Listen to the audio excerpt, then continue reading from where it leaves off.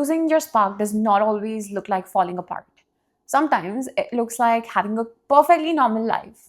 You go to work, you pay your bills, you answer your texts, you show up when you're supposed to. Nothing is technically wrong, but nothing feels right either. And one day you wake up and realize that your entire personality has become getting through the week. Monday, Tuesday, Wednesday, Thursday, Friday, weekend, and repeat. You're not living anymore. You are just managing your day to day. You know that you've lost your spark when people ask what you've been up to, and you genuinely don't have an answer. And it's not like you have done nothing, but somewhere along the way, your life became a collection of responsibilities instead of experiences. Now you're no longer creating memories, just to do lists. Now think about that for a second. You know you have lost your spark when you always feel tired. And I'm not talking about the kind of tired that can be fixed by sleeping more.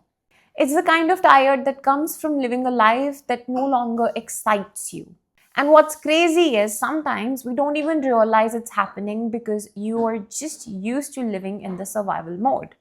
But then there is this disconnect that you feel from yourself, as if you're watching your own life happen instead of actually living it. And if I'm being really honest with you, I don't think that most people lose their spark. I think they simply abandon it. This looks like not making time for the hobbies that we once loved, leaving our dreams behind by calling them unrealistic, by not sharing what your heart screams. So you keep doing this on repeat, and then a day comes when you look at the mirror and you wonder, when did I even become this person? It's confusing because you don't miss being happier, you just miss feeling alive. And those are two very different things. But here's the good part. Even if you are this person right now, you can totally get your spark back. And I'm going to share with you what you can do to live a life that feels like yours again. So, the first thing that I'm going to tell you might sound completely unrelated, but stay with me. Stop declaring that you have lost it. Seriously, stop saying, I'm so bored, I'm uninspired, I don't know who I am anymore. Because the more you repeat those things, the more your brain starts treating them like facts instead of temporary experiences. And eventually, they become part of your identity. So now you stop being a woman who feels uninspired. You instead become an uninspired woman. Do you see the difference there? One is a feeling, the other is a self-concept. And your brain will always look for evidence to support the identity that you have given yourself. So instead of obsessing over what you don't want to feel, I want you to start asking, how do I want to feel? Do you want to feel alive, playful, creative, maybe free or excited, connected to other people? There are so many amazing things to feel. Because if you don't define what you're moving towards, you will spend your entire life talking about what you're moving away from. That's how we become experts on what's wrong and completely forget about what we actually want. So before we do anything else, I want you to choose 3 feelings. Only 3. These are not supposed to be goals or achievements. Simple feelings, because those 3 feelings are about to become your compass. Now, the second thing will be energy audit. Before you roll your eyes and think, great, another self-help exercise, hear me out. Because I think most women are trying to get their spark back by adding more things into their life. Whether it's a new hobby or a new routine, maybe a morning ritual. Meanwhile, nobody is even asking where all of their energy is going in the first place. Imagine trying to fill a bucket that has holes in the bottom. You can try and keep pouring more water into it, but if you never patch the holes on the bottom, you will stay exhausted. And that's exactly what most people are doing wrong. They're not lacking energy, they're leaking it.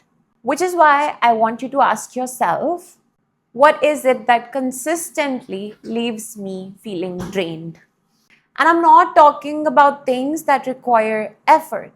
I'm talking about things that actually deplete you from within, because those are very different things. Sometimes a workout requires energy and it could be hard, but it might make you feel alive afterwards. Or maybe think about a meaningful conversation that also requires energy, but it might leave you feeling more connected. And if you think about work, there could be a challenging project that requires more energy, but it might leave you feeling fulfilled. So those are not leaks, those are investments. Leaks are different. It could be a friend who only calls when she needs something from you. Or maybe the situationship that you've been mentally carrying for 6 months. Or perhaps the job that you complain about every single day, but you refuse to make a plan to leave. There are so many more examples: the people pleasing, the overthinking, the guilt, the resentment, the endless scrolling that somehow leaves you feeling worse every single day. Those are the leaks I'm talking about. And I need you to hear this. You cannot create a vibrant life while actively participating in the things that are draining the life out of you. So, before you focus on becoming a new version of yourself, ask yourself what needs to go. Because sometimes getting your spark back is not about adding more, it's about finally removing what has been dimming your light. So, now the third thing is filtering your life through the compass. I need you to circle back to those three feelings I asked you to choose earlier, because this is where most people would get stuck. They know what's draining them, they realize what's missing, and then they go right back to living the exact same way. So, the feelings you chose earlier are supposed to be your compass. Let's say the feelings that you chose were alive, connected, and free.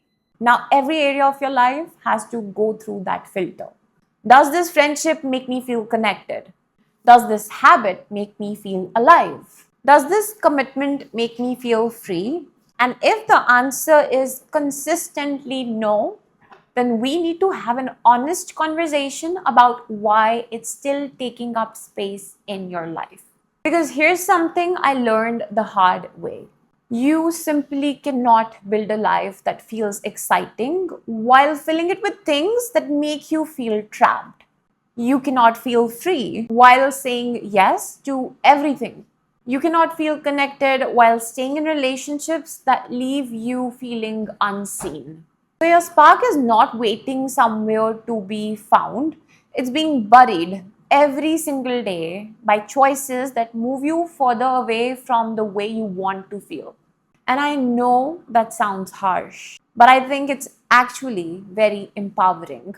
Because if your choices helped create the disconnect, your choices can also create the reconnection. So this week, I want you to ask one simple question. Does this move me closer to the woman I want to be or further away from it?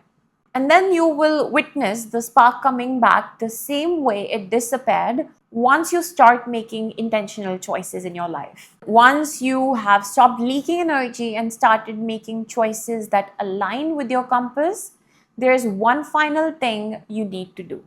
You need to start proving to yourself that you are more than your responsibilities. Now, I want you to really think about that for a second. Who are you when nobody needs anything from you? Outside of work and relationships and your day-to-day responsibilities, who are you? This is important because somewhere along the way, so many of us stopped being people. We became different roles: the reliable one, the helper, the girlfriend, the mother, the employee, the daughter who keeps the peace. And when your entire identity becomes what you do for everyone else, of course you're going to feel like you've lost your spark and you've lost yourself. Why wouldn't you? Because there was no room left for you, honey. So I want you to start doing things that have absolutely no purpose other than reminding yourself that you are alive. Not because these things will make you more productive, not because they will help you make more money, just because they make you feel something. For me, getting my spark back did not start with some life changing breakthrough moment. It started with a very small habit. I started reading again. I remember sitting on my couch with a book one evening and thinking, I have not done this in 2 years. Not because I did not have the time, but because I had completely forgotten what I enjoyed. Every spare moment was only about working or worrying about the next thing. And that 1 hour of reading reminded me that there was still a version of me underneath all the responsibilities. And once I found her again, I wanted to keep finding her. Now, this could be different for you, like making art or going for long walks with no distractions, or maybe trying new recipes every week. It honestly does not even matter what it is. What matters is this: you're showing yourself that your life is not just something to survive. It's something you experience. These little moments that you create for yourself when you care about being more present, experiencing true joy, and being a little more curious about life, it's in these moments you start finding that spark again. As someone who has been through this feeling, a phase where I felt no spark at all, here's my advice. Maybe you don't need a new life. Maybe you just need to start participating in the one that you already have. Maybe the woman that you're trying to become is not someone you have to create. Maybe she's the woman you stopped making time for. The one who laughed louder, dreamed bigger, said what she meant, tried new things, believed that life was meant to be experienced, not just survived. Maybe she's still there, and maybe she's just been waiting for you to come back. So, if no one has told you this lately, you are allowed to want more than just getting through the week. You are allowed to build a life that actually feels good to wake up to. And I really hope that after watching this video, you stop waiting for someday, because your spark is not going to come back all at once. It's going to come back every single time you choose yourself. So maybe start today, not perfectly, but intentionally. That is all I had for you. I will see you in the next video. Sending you all so much love and light.